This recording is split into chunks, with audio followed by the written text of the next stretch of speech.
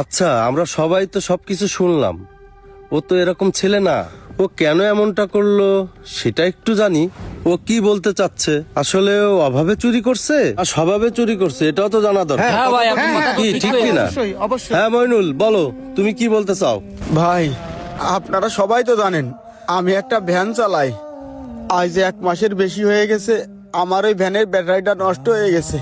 কোনোভাবে আমি কিনতে পারতেছি না। এই তার জন্য কি তুই চুরি করবি নাই? আচ্ছা ভাই, খুলতেছি। ভ্যানের ব্যাটারি না লাগানো পর্যন্ত আমি ভ্যানও চালাতে পারতেছি না। আমার সংসারে 4-5 জন লোক। এই 4-5 জন লোক নিয়ে আমি মেলা সমস্যায় পড়ে যাচ্ছি। মেলা কষ্টে দিন পার করতেছি। 10,000 টাকা হলে আমি আমার ভ্যানের ব্যাটারিটা লাগাতে পারবো।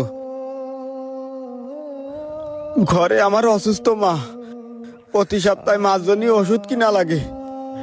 1 সপ্তাহ বেশি হয়ে গেছে, মাঝজনই ওষুধও কিনতে পারতেছি না। এই গ্রামে মেলা মানুষের কাছে গেছি, সাইফুল ভাইয়ের কাছে গেছি, মারুবের কাছে গেছি। উনারা আমারে কি কয়েছে শোনেন। সাইফুল কাকা, ও সাইফুল কাকা। কাকা কি বাড়ি নেই নাকি? আরে মইনুল, তুই তো আমাদের বাড়ি মেলা দিন আসিস নে, তা কি মনে করে আসলি? ও কাকা, আমি তো একটা বিপদে পড়েছি, বিপদে পড়ে আপনার কাছে আইছি।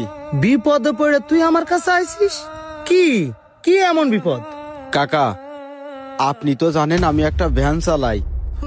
আজ 1 মাস হয়ে গেছে, আমার ভ্যানের ব্যাটারিটা নষ্ট হয়ে গেছে। 10,000 টাকার জন্য ভ্যানের ব্যাটারিটা লাগাতে পারতেছি না। এদিকে সংসারটাও চালানো কষ্ট হয়ে যাচ্ছে। আজ 1 সপ্তাহ হয়ে গেছে, 1 কেজি চাইলেও কিনতে পারতেছি না। এখন আপনি আমারে যদি 10,000 টাকা দিতেন, আমি আমার ভ্যানটা চালাতে পারতাম।